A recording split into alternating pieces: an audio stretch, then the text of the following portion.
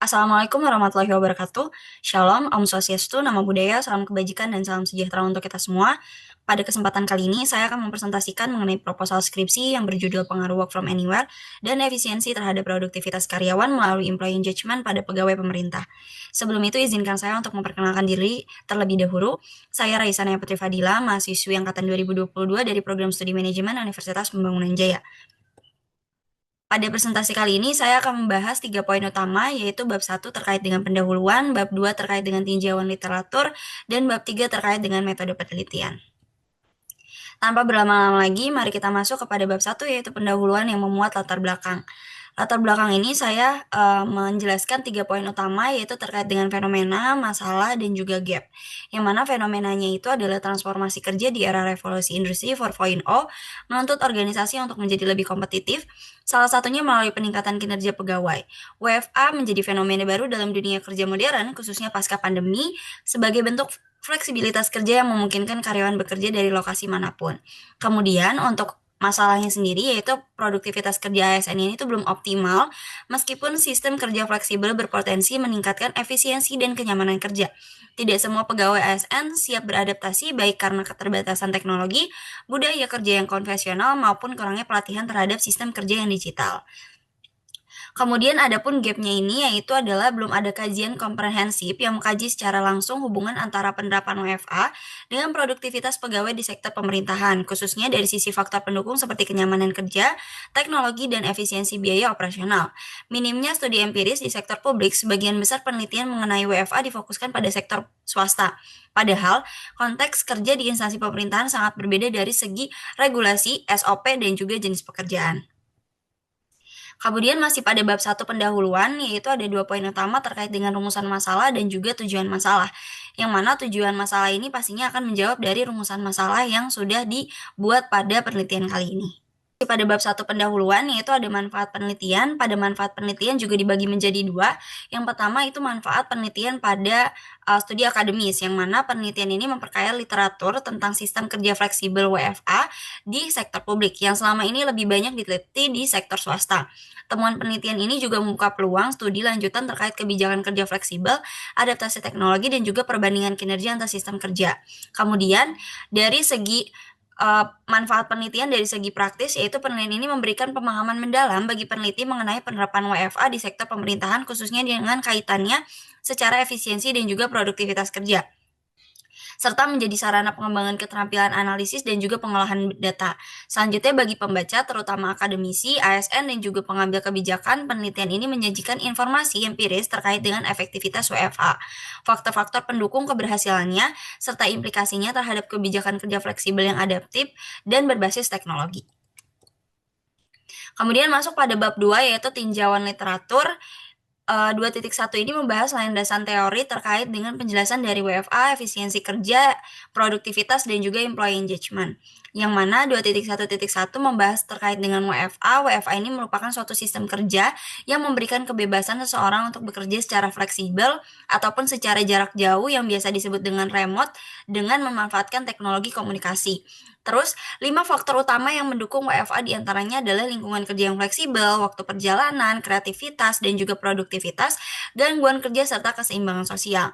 WFA juga merupakan salah satu program perpanjangan dari WFH atau Work from Home yang terus dilaksanakan karena dilihat dapat meningkatkan produktivitas. Kemudian pada 2.1.2 mengenai pembahasan terkait dengan efisiensi kerja, yang merupakan kemampuan seseorang atau sebuah organisasi dalam menyelesaikan tugas untuk mencapai tujuan dengan menggunakan sumber daya yang tersedia secara optimal seperti waktu, tenaga, maupun biayanya. 3 faktor utama yang mendukung efisiensi kerja yaitu pencapaian atau tujuan yang diharapkan, penghematan atau pengurangan penggunaan SDM dalam kegiatan, dan juga untuk memaksimalkan penggunaan segala SDM yang dimiliki. Efisiensi kerja juga diartikan sebagai cara kerja yang lebih produktif melalui penyederhanaan proses namun tetap memperhatikan hasil yang maksimal. Selanjutnya pada 2.1.3 terkait penjelasan dari produktivitas pegawai, yang mana produktivitas pegawai dapat diartikan sebagai tingkat efektivitas dan efisiensi seorang karyawan dalam menyelesaikan tugas dan tanggung jawabnya untuk mencapai tujuan organisasi.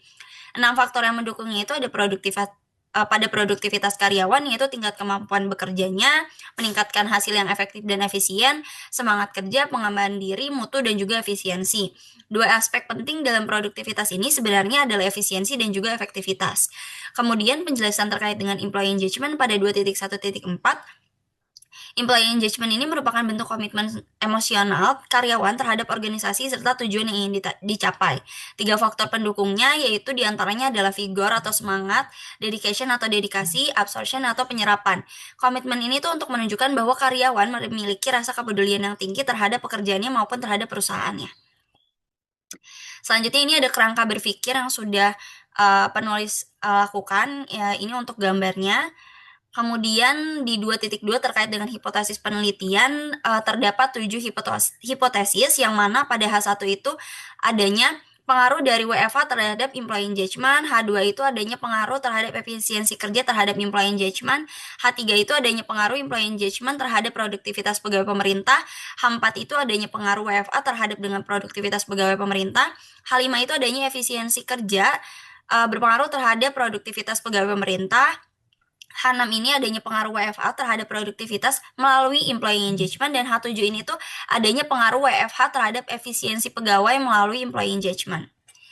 Kemudian masuk kepada bab 3, yang mana bab 3 ini memuat beberapa penjelasan. Yang pertama ada 3.1 terkait dengan desain penelitian. Penelitian yang kali ini akan menggunakan penelitian kuantitatif yang digunakan untuk meneliti populasi ataupun sampel tertentu. Untuk lokasi penelitiannya pada 3.2 dilakukan di daerah Jabodetabek, dengan penyebaran kuesionernya itu di antara bulan Juni sampai dengan bulan Juli tahun 2025 dengan menyebarkan kuesioner dengan pembuatan Google Form yang berisikan pertanyaan mengenai indikator-indikator yang telah ditentukan. Kemudian untuk unit analisisnya atau target analisisnya ini adalah pegawai pemerintah di wilayah Jabodetabek yang menjalankan kebijakan melalui program WFA, dan juga penelitian didasarkan dengan persepsi terhadap efisiensi dan produktivitas melalui employee engagement. Kemudian untuk 3.4 populasi dan sampelnya ini, untuk populasi dari penelitian ini adalah pegawai pemerintah di wilayah Jabodetabek dengan melakukan pekerjaan secara WFA, sedangkan sampelnya diambil untuk mempertimbangkan berbagai aspek penting seperti permasalahan yang sedang diteliti, tujuan yang ingin dicapai dalam penelitian tersebut, dan juga jenis dari bentuk instrumen yang akan digunakan untuk mengumpulkan data. Untuk teknik samplingnya sendiri menggunakan non-probability sampling dengan menggunakan metode penelitian purposive sampling.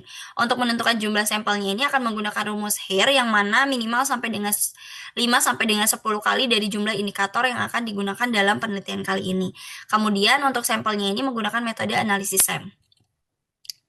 Kemudian untuk 3.6 metode pengumpulan datanya ini menggunakan kuesioner sebagai alat untuk memperoleh informasi, dan dalam kuesioner ini tuh telah diperoleh beberapa pertanyaan yang akan disajikan untuk responden menanggapi. Kemudian dalam kuesionernya terdapat skala Likert yang mana 1 sampai dengan 5, yaitu dari sangat tidak setuju sampai dengan sangat setuju, dengan beberapa kode yaitu ada STS sampai dengan DSS.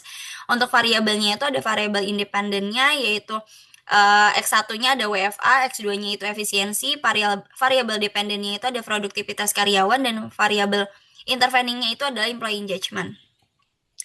Kemudian di 3.7 teknik analisis data, penelitian ini tuh menggunakan teknik analisis structural equation modeling atau SEM untuk mengevaluasi hubungan antar konstruk laten secara simultan.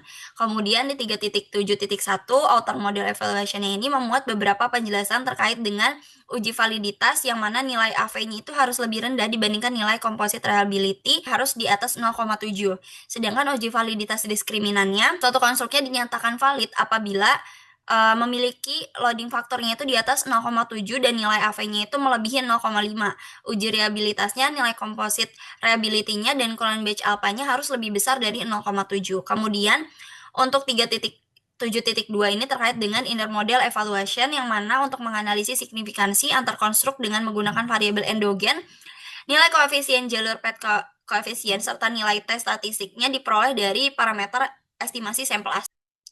Kemudian ini untuk penjelasannya, jika statistiknya itu dilihat dari apabila p-value-nya itu di atas 0,05, maka H0-nya ditolak dan juga H1-nya diterima. Kemudian untuk penjelasan dari PET coefficient ini, hubungannya dianggap signifikan apabila tes statistiknya itu di atas 1,96. Kalau untuk AV-nya itu, nilai AV-nya harus lebih tinggi dari 0,5. Kalau untuk goodness of fit-nya atau GOF-nya dianggap lebih menyeluruh dan fleksibel apabila implementasi critical RTO-nya itu kurang dari 1,96 dan nilai V-nya itu di atas 0,05. Sekian dari penjelasan presentasi kali ini, terima kasih.